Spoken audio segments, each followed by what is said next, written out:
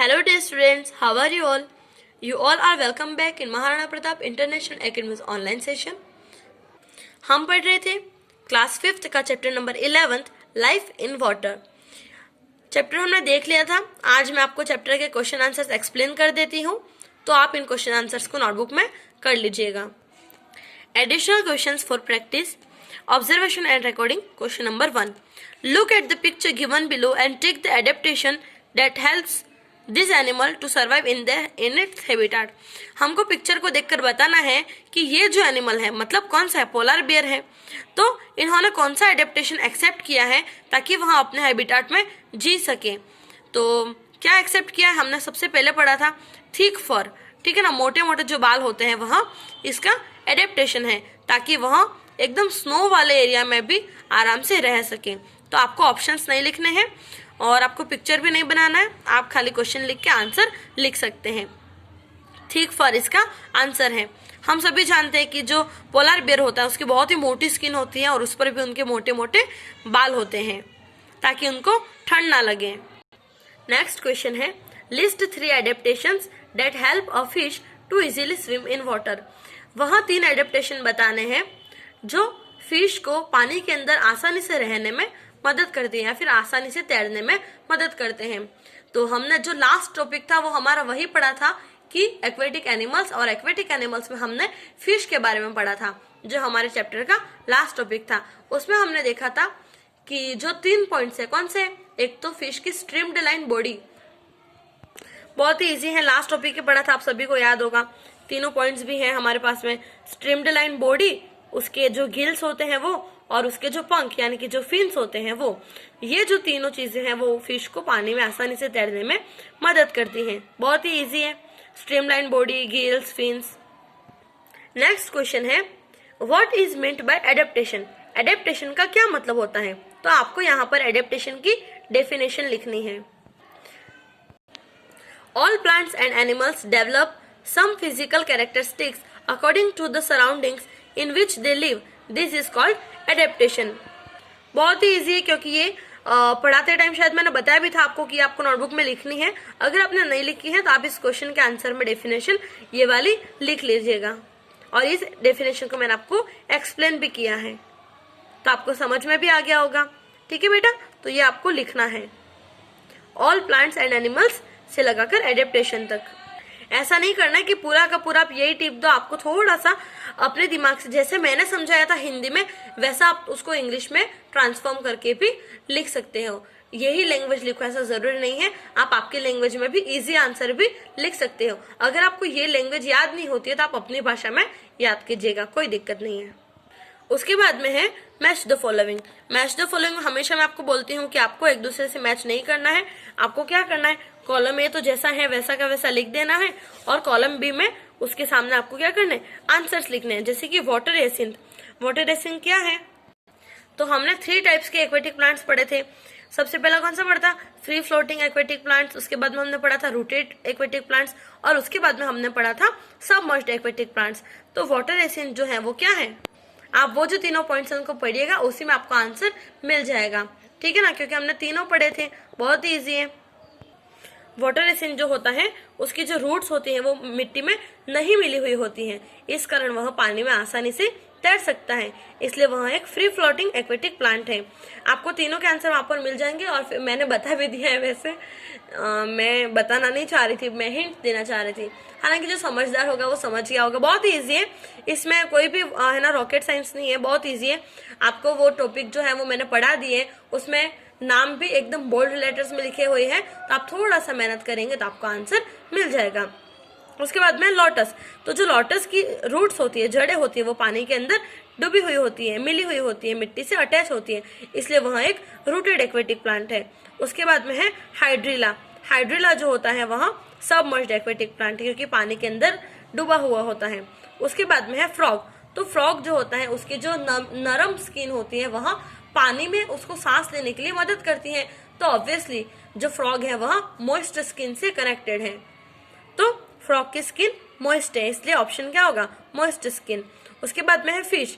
हम सभी को पता है कि फिश के पास में लंग्स नहीं होते हैं, फिश के पास में गिल्स होते हैं जिससे वह पानी में सांस ले सकती हैं। नेक्स्ट है why is a camel able to walk easily on sand. एक कैमल जो होता है वहाँ रेत में आसानी से कैसे चल सकता है। हमने पढ़ा था कि उसके जो एकदम ब्रॉड लेग्स होते हैं वह उसकी पानी में रेत में चलने में मदद करते हैं। एक बार फिर भी मैं आपको बता देती हूँ, अगर आपको नहीं मिले तो आपको सेम टू सेम नहीं लिखना है बेटा, थोड़ा सा अगर आप देखो अपनी लैंग्वेज में लिखने की कोशिश करेंगे ना तो जब आप बड़ी क्लासेस में जाएंगे ना तब आपको एक भी आंसर याद ही नहीं करना पड़ेगा। आप जो भी आंसर होगा उसको पढ़ के समझ के अपने तरीके से लिख लेंगे और आपको पूरे मार्क्स मिलेंगे। मैं आपको बताती हूँ, मैंने 9th 10th में 11th 12th में पर्सनली मैं आपको बता रही हूँ, मैंने कभी भी कोई भी क्वेश्चन याद ही नहीं किया बेटा। आज तक मैंने कोई भी क्वेश्चन आंसर नहीं याद किए, क्योंकि मैं जब मैम पढ़ाते थे तब उनको समझ लेती थी, घर जाके वापस पढ़ लेती थी और फिर होमवर्क पूरा कर लेती थी और उसको एक बार अच्छे से रीड कर लेती। अब हम अगर एक ही चीज को रोज रीड करेंगे तो क्या होगा, वो हमारे दिमाग में बैठ जाएगी और जब मैम हमको इंग्लिश से हिंदी में समझाते हैं तब तो हमको समझ में आ ही जाता है। तो वो समझने के बाद में मैं उसको अपने तरीके से आंसर बना के लिख देती थी। तो अगर आप भी ऐसा करने की कोशिश करेंगे तो आपको मेरी गारंटी कि आपको एक भी क्वेश्चन याद नहीं करना पड़ेगा। आप अगर समझ लेंगे उसको तो आप अपनी लैंग्वेज में लिख सकेंगे। तो यहाँ पे दे रखा ये रहा, camels have broad fleshy soles in their feet that help them to move on sand. बहुत ही इजी है।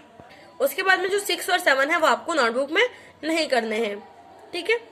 ये बस मैं आपको समझा देती हूँ। Which aquatic plant is shown in the pond in picture A. कौन सा है?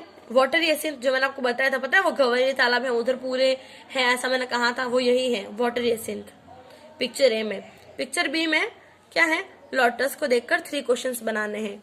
तो क्या है कि लोटस जो है वो सबमर्ज रूटेड प्लांट है, ठीक है ना। तो हम पूछ सकते हैं कि लोटर किस टाइप का एक्वेटिक प्लांट है, तो रूटेड एक्वेटिक प्लांट। उसके बाद में हम पूछ सकते हैं कि लोटस की जो लीव्स होती है वो कैसी होती है, तो एकदम ब्रॉड होती है और उनके ऊपर वैक्स जैसी कोटिंग होती है जिससे वहां पानी में आसानी से सड़ नहीं जाती है, उनकी लाइफ लॉन्ग होती है। और फिर उसके बाद में हम एक और क्वेश्चन पूछ सकते हैं, जैसे कि जो उसकी लीव्स होती हैं, जो रूट्स होती है वह मिट्टी से अटैच होती है या नहीं होती। ऑब्वियसली होती है, मिट्टी से जो लोटस प्लांट है उसकी जो रूट्स होती है वहां अटैच होती हैं। उसके बाद में क्वेश्चन है, ये समझदारी का क्वेश्चन है, आपको रीडर में नहीं मिलेगा, ये आपको आपके मन से लिखना है, मैं आपको समझा देती हूँ। If you keep a fish outside water will it survive, why. अगर आप एक फिश को पानी से बाहर निकाल लेंगे तो क्या वह जी पाएगी? अगर हाँ तो क्यों, नहीं तो क्यों? तो बिल्कुल नहीं जी पाएगी। क्यों? क्योंकि फिश के पास में देखो, अगर हमको जमीन के ऊपर ऑक्सीजन लेनी है तो हमारे पास में लंग्स होने चाहिए। तो हम लिख सकते हैं, if a fish wants to live, if a fish need to live outside, it needs lungs to breathe, but fish do not have lungs. Fish is having gills. Fish के पास में क्या होते हैं? Gills होते हैं.